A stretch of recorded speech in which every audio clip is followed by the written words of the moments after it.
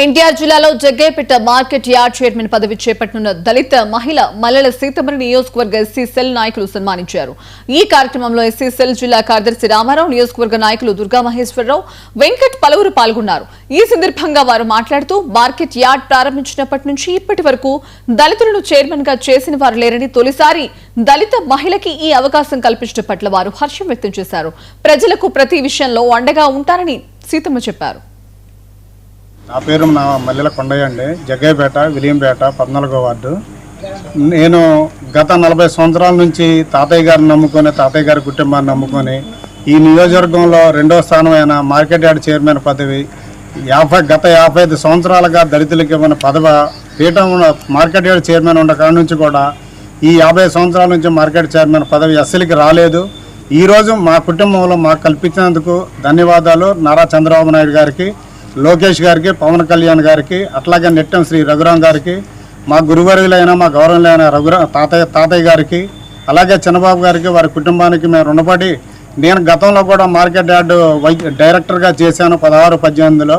అప్పుడు కూడా రైతుల పట్ల మేము రైతులకు ఏ ఇబ్బంది కలిగినా కూడా అర్ధరాత్రి పూట పోయి వాళ్ళకి ఏ అవసరం ఉన్నా మేము సహాయ సహకారాలు అందించాం.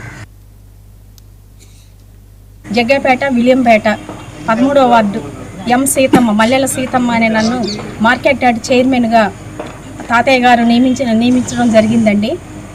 పార్టీ ఆదేశానుసారంగా పార్టీ అధ్యక్షులుగా ఉన్న చంద్రబాబు నాయుడు గారికి, లోకేష్ గారికి, జనార్దన్ గారికి, రఘురాం గారికి, మన ఎంపీ గారికి, తాతయ్య గారికి, వారి సహోదరులందరికీ నా హృదయపూర్వక ధన్యవాదాలండి. గడిచిన 30-40 సంవత్సరాల నుంచి మా కుటుంబం అంతా తాతయ్య గారు వెన్నంటే ఉన్నారండి. మా సేవలను గుర్తించి ఒక దళిత మహిళలైన నన్ను ఆయన గుర్తించి మార్కెట్ యార్డ్ చైర్మన్ పదవిని మాకు ఇచ్చారండి. ఆయనకి జీవితకాలం మేము రుణపడి ఉంటామండి. అదేవిధంగా ఈ పదవి కొరకు మా సోదరులు ఎంతగానో ప్రతి ఒక్కరూ ఎంతగానో పాటుపడ్డారండి. వారందరికీ నేను జీవితకాలం రుణపడి ఉంటానండి. వాళ్ళకి ఏ విధమైన అవసరం ఉన్నా సరే ఏ టైంలోనైనా నేను వాళ్ళకి సహాయ సహకారం అందిస్తానండి. అదే రీతిగా మాది మొదటి నుంచి రైతు కుటుంబమేనండి.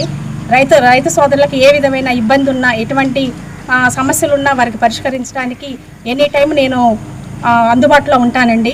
వాళ్ళకి ఏ విధమైన ఇబ్బంది కలిగినప్పటికీ అట్లాంటి ఇబ్బందులు జరగకుండా ప్రతి విషయంలోనూ వాళ్ళకి తోడుగా ఉండి వారికి ఏ సహాయ సహకారాలు కావాలన్నా మన ఎమ్మెల్యే గారి